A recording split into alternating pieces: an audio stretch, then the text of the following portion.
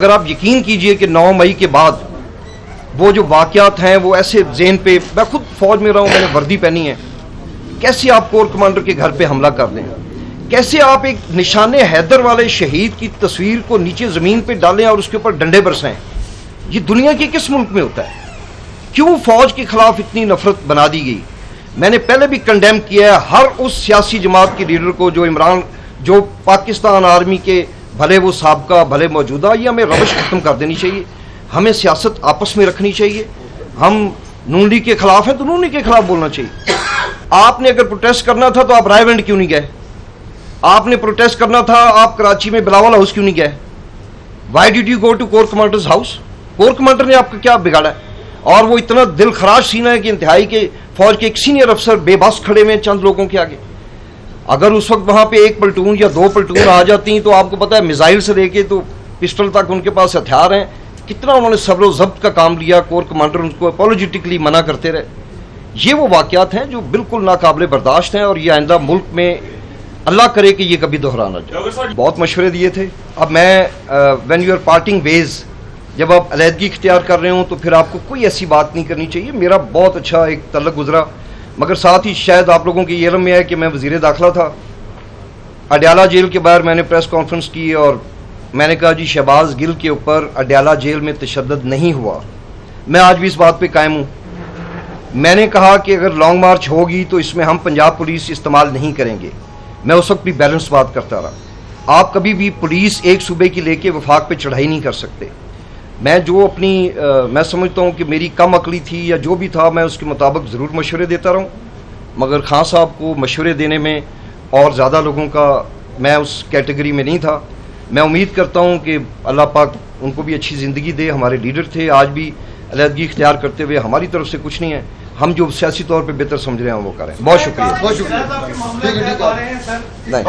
نہیں، ہمارا کافی کسی لیگ سے کوئی تعلق نہیں ہے، ہم اس وقت ایک بالکل انڈیپینڈنٹ کیپیسٹی میں ہیں، اور انشاءاللہ جلد آپ بھائیوں کے سامنے، بہنوں کے سامنے پیش ہو کے۔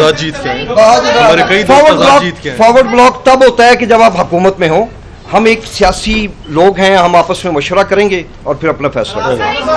بیانیہ میں سمجھتا ہوں کہ چند عناصر تھے کہ جنہوں نے فیڈ کیا عمران خان کو، اور اس کے بعد یہ سارا، اور شاید پریس کانفرنس کرنے والوں میں بھی وہ سب سے پہلے تھے۔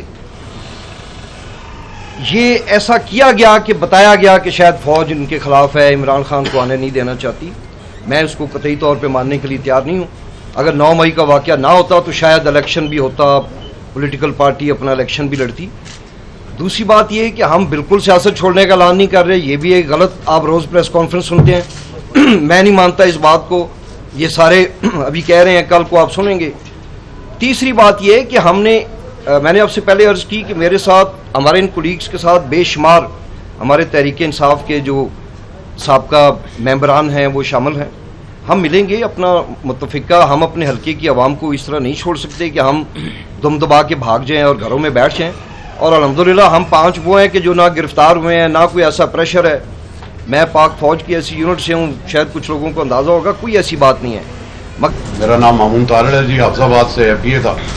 ایک تو میں اپنی بات شروع کرنے سے پہلے یہ بتا رہا ہوں کہ میں کوئی رو کے نہیں بتا رہا کہ میں چھوڑ رہا ہوں PTI۔ یہ آج کل فیشن بنا ہوا ہے، جو لوگ رو رہے ہیں مجھے ہدایت اللہ ان کو دے کہ رونے کی ضرورت تب تھی جب 9 مئی والا واقعہ ہو رہا تھا، لیکن یہ انفارچونیٹ ہے کہ ہم لوگوں نے ہر چیز کو پولیٹیسائز کر دیا ہوا ہے۔ سیکنڈ نمبر پہ میں صرف یہ چیز کہوں گا کہ یار اس سارے ملک کے جتنے سیاستدان ہیں، بڑے سے لے کے چھوٹا، جتنے بھی، اب ساروں کو ایک سائڈ پہ تکڑی پہ رکھیں اور ایک ترازو کے بلے میں ایک شہید کا خون کا ایک قطرہ، وہ میرے خیال سے بہت اس کا ویٹ زیادہ ہوگا ہم سارے سیاستدانوں سے۔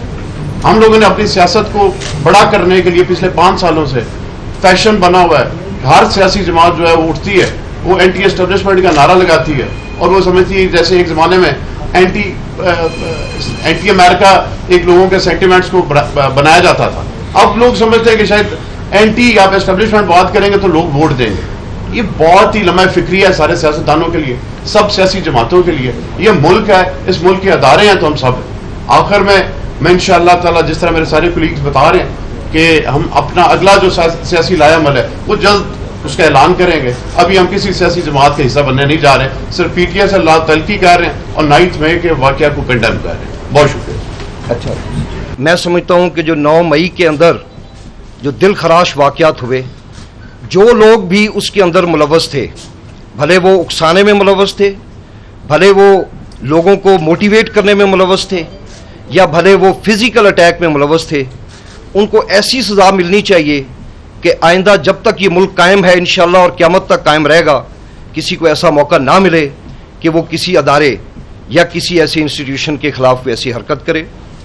میں سمجھتا ہوں کہ یہ جو روایت چلی, میاں نواز شریف صاحب نے بیٹھ کے اس وقت کے آرمی چیف اور DGI کے بارے میں باتیں کیں, کل مریم نواز نے جلسے میں ایسی باتیں کیں. ہمیں ان باتوں سے رک جانا چاہیے. ہمیں اپنی سیاست کو اپنی سیاست تک رکھنا چاہیے. ہمیں کسی بھی ادارے کے سربراہ کے خلاف, اگر عمران خان نے کی تو وہ بھی غلط کی, ہمیں نہیں کرنا چاہیے. ہمیں یہ یاد رکھنا چاہیے کہ ہمارے جو مجاہدین, ہمارے جو فوجی روز اپنی جانوں کے نذرانے دے رہے ہیں, وہ ہمارے بچے ہیں. میں نے 30 سال پاک فوج میں نوکری کی. میں نے اینٹی نارکوٹکس کے خلاف کام کیا. میں نے ملٹری انٹیلیجنس میں 20 سال کام کیا. میں نے ڈھوک کالا خان میں بارود کی جو 3 گاڑیاں پکڑی, ان میں سے ایک گاڑی میں چلا کے تو اس کو محفوظ مقام پہ لے کے لوگ ہیں کہ ہمارے فوجی جوان اپنی زندگیاں قربان کر رہے ہیں اس ملک اور اس قوم کے لیے. ہمیں اس سے اجتناب کرنا چاہیے. ہمیں اپنی سیاست کو اپنی سیاست تک رکھنا چاہیے, اس سے آگے نہیں بڑھنا چاہیے. میں آج پھر ایک دفعہ پھر یہ کہتا ہوں کہ 9 مئی کے مذمت بہت کم ہے, سزائیں ملنی چاہیے جن لوگوں نے کیے.